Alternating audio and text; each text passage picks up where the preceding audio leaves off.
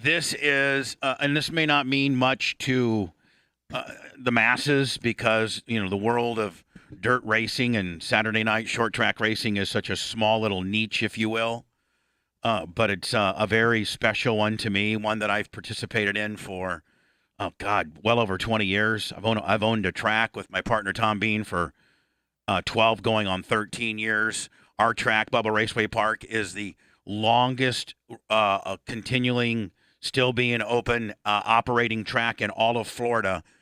We're 70 years old. I think this was our 70th anniversary. My track was started by an African-American man in 1952. Now, think about how tough.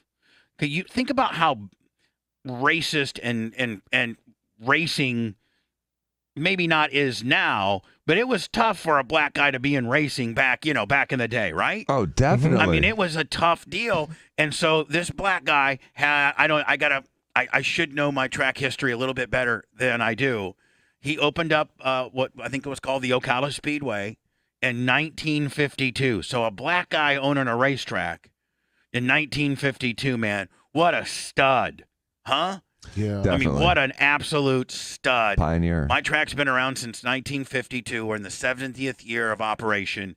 This man is recognized in my small little dirt world or short track Saturday night racing world that I live in, that I participate in, that I have an interest in as far as ownership in. This guy is royalty in that world, and he's recognized as one of the best track announcers. Although I'll put my Joe Dirt up next to him any day of the week, but him and Joe Dirt and Rick Eshelman have called many races together at my place. He got inducted into the National Late Model Hall of Fame, I think just 3 months ago. Here's his induction. With my great honor, I get to induct my friend Rick Eshelman into the National Dirt Late Model Hall of Fame. And lived right in Daytona with his fiance. I got to be about 10 years old. And this is Rick describing how he got into racing. And unlike most kids, I sat on the front row in a chair and listened to the announcer. His name was Howard Williams.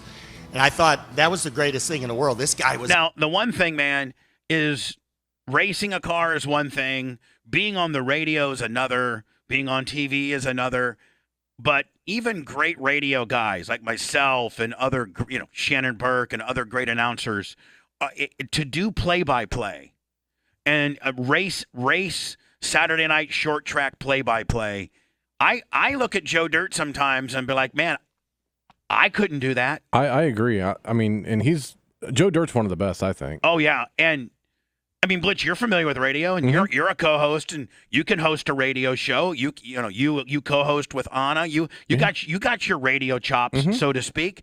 And I sit there at amazement sometimes when I watch Joe Dirt, and I've had the distinct honor to watch James Essex and to watch, obviously Rick Eshelman, and I sit there and, God, these guys it's just like a whole nother special attribute. I don't know how their throat handles all that. Of broadcasting. Here's Rick's Hall of Fame deal. It's entertaining. I was 10, and I wanted to listen to him, and I knew what I wanted to be. It just, man, if you go to a short track, Saturday night dirt race short track, or even asphalt track, and the announcers just like 85% of them, just some guy that they pay $50 to say, there's Jimmy Jam, and he's going in turn one, and here comes Fred Fryer. He's up on the high side. It looks like Jimmy Jam tried to put a slider on him, but I don't know if that's going to work. Jimmy Jam puts it down low. Now Fred Fryer's going on to the high side, going into three. Well, I might be better than I thought I was. Anyway. You're like an auctioneer. You kind of are. Yeah. You kind of are an auctioneer because unlike basketball or football or baseball,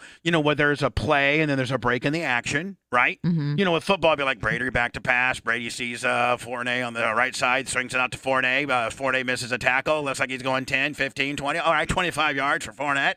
Fournette's got to put a total of 46 total yards today.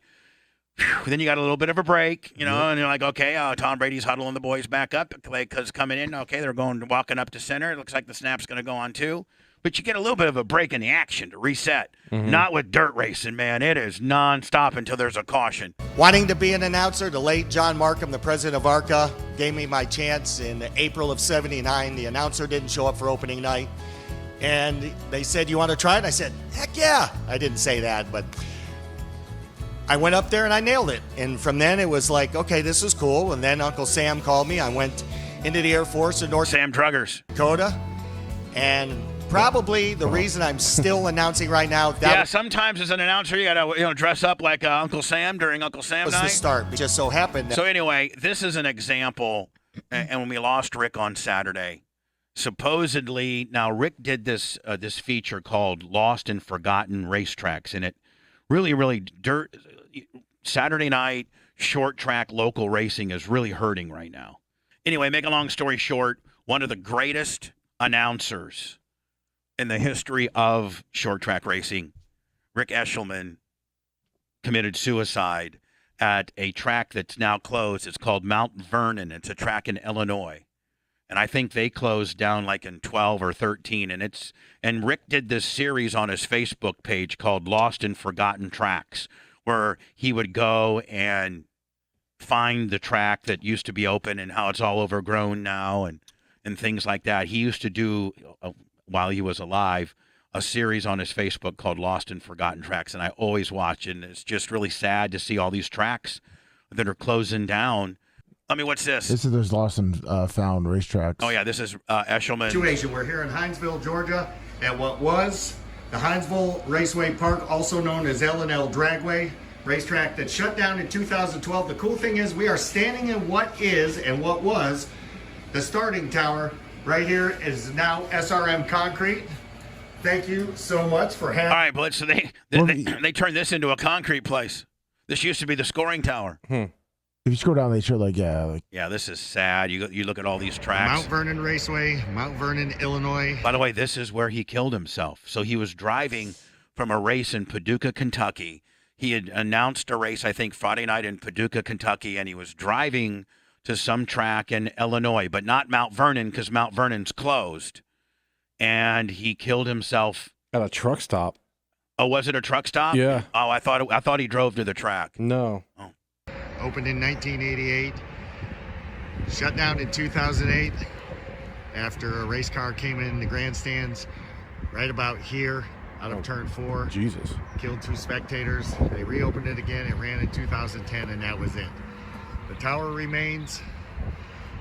That's the state of racing right now. Light pole. Yeah, I mean, you got a car that jumps into the stands and kills people. That's probably not a good I know, thing. but that's also not something that necessarily a track can consider. We got dead man cables and fencing and bin block, but freak accidents happen. Yeah. I mean, a woman got killed, I don't know, 4 or 5 years ago in Volusia where a sprint car flipped over. And Volusia has the nicest of everything because they're owned by World of Outlaws, and they're owned by the parent company of World Outlaws. But it's not it's a racing deal when something like that happens. But then you get the lawyers involved, and you're done. Everything else is gone.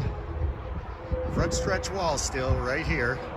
Most of the track has been filled in with excavators and construction equipment. Mount Vernon Raceway, Mount Vernon, Illinois. So Rick did an ongoing series on his Facebook. Let me thank you for finding that. Yep. Here's an example of Rick Eshelman's announcing, and just listen to how good he really, really is or was. I think this is the World Finals last year in Charlotte. 25 drivers will This is Rick right here. mash the loud pedal. We're racing at Charlotte. Weiss will take the field into turn number 1 for the first time. Shepard to the outside. He'll bring Davenport along for the ride. Owens got shuffled back. That's going to cost him early. Shepard to the outside of Weiss. Ricky Weiss.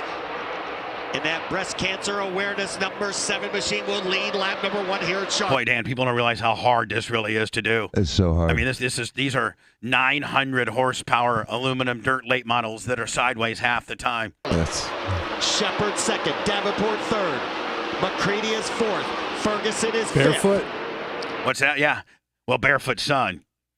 Sixth is Tim McCready's dad was Barefoot McCready. Kirkpatrick will now climb to the top. And I don't even think you could roll up to a track now and drive barefoot. That was the ongoing. I think that's why he got his name is because he would drive barefoot because he could feel the pedal better. Top 5. Imagine how tough the bottom of his feet were. Oh, Blitz, man. you don't drive with shoes, do you? Very rarely. Austin Anna, Kirkpatrick. you'll validate that, right? Yep. He doesn't drive. Blitz, what's your reasoning for not driving with shoes? And you've always done it since the day I've known you. Oh, I mean, like a lot of time, it's because my feet are so big. The shoe with shoes, they Got get big floppy they get feet, stuck Bubs. up in the pedal area. Up in the controls. Yeah. Trying to make a move early and make a statement here at Charlotte. Shepard on the outside, Davenport in his tracks. Weiss has got himself a battle now for the lead. 12 will go on the scoreboard. We could have a new leader. Out of 4, the Rocket Shep is now your leader. So anyway, rest in peace, Rick. I just wish anybody that commits suicide would pick up the phone and call the hundreds, if not thousands, of people that love you and talk to somebody, before you do something that devastating. Nothing's worth it.